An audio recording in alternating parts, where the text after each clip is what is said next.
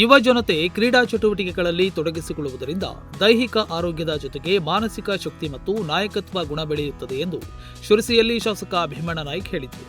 ನಗರದ ಮಾರಿಕಾಂಬಾ ಜಿಲ್ಲಾ ಕ್ರೀಡಾಂಗಣದಲ್ಲಿ ಆಯೋಜಿಸಲಾಗಿದ್ದ 6ನೇ ವರ್ಷದ ಅಪ್ಪು ಟ್ರೋಫಿ ಕ್ರಿಕೆಟ್ ಪಂದ್ಯಾವಳಿಯನ್ನು ಉದ್ಘಾಟಿಸಿ ಮಾತನಾಡಿದರು.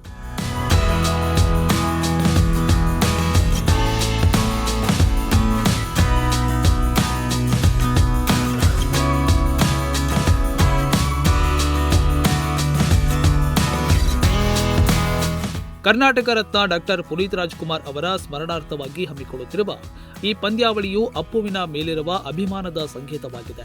ಅವರ ಸರಳತೆ ಮತ್ತು ಸಾಧನೆಯನ್ನ ಯುವಕರು ತಮ್ಮ ಜೀವನದಲ್ಲಿ ಅಳವಡಿಸಿಕೊಳ್ಳಬೇಕು ಎಂದು ಹೇಳಿದರು. ಕ್ರೀಡೆ ಎಂಬುದು ಕೇವಲ ಸ್ಪರ್ಧೆಯಲ್ಲ, ಅದು ಬಾಂಧವ್ಯದ ಬೆಸುಗೆ. ಕ್ರೀಡಾಪಟುಗಳು ಸೋಲು ಗೆಲುವನ್ನ ಸಮಾನವಾಗಿ ಸ್ವೀಕರಿಸಿ ಕ್ರೀಡಾ ಸ್ಫೂರ್ತಿಯಿಂದ ಆಟವಾಡಬೇಕು ಎಂದು ಕಿವಿಮಾತು ಹೇಳಿದರು. ಕಾರ್ಯಕ್ರಮದಲ್ಲಿ ದಯಾನಂದ ನಾಯ್ಕ್, ಸತೀಶ್ ಮೇಸ್ತಾ, ಕಿರಣ್ ನಾಯ್ಕ್, ಜ್ಯೋತಿ ಪಾಟೀಲ್, ಅಶ್ವಿನ್ ಭೀಮಣ್ಣ ನಾಯ್ಕ್, ವಿವೇಕ್ ಪೂಜಾರಿ, ಅಪೂರ್ವ ನಾಯ್ಕ್ ಸೇರಿದಂತೆ ಕ್ರೀಡಾ ಸಂಘಟನೆಯ ಪ್ರಮುಖರು, ಮುಖಂಡರು ಹಾಗೂ ನೂರಾರು ಕ್ರೀಡಾಭಿಮಾನಿಗಳು ಉಪಸ್ಥಿತರಿದ್ದು ಆಟಗಾರರನ್ನ ಪ್ರೋತ್ಸಾಹಿಸಿದರು. ನುಡಿಸಿರಿ ನ್ಯೂಸ್ ಡೆಸ್ಕ್, ಶಿರಸಿ.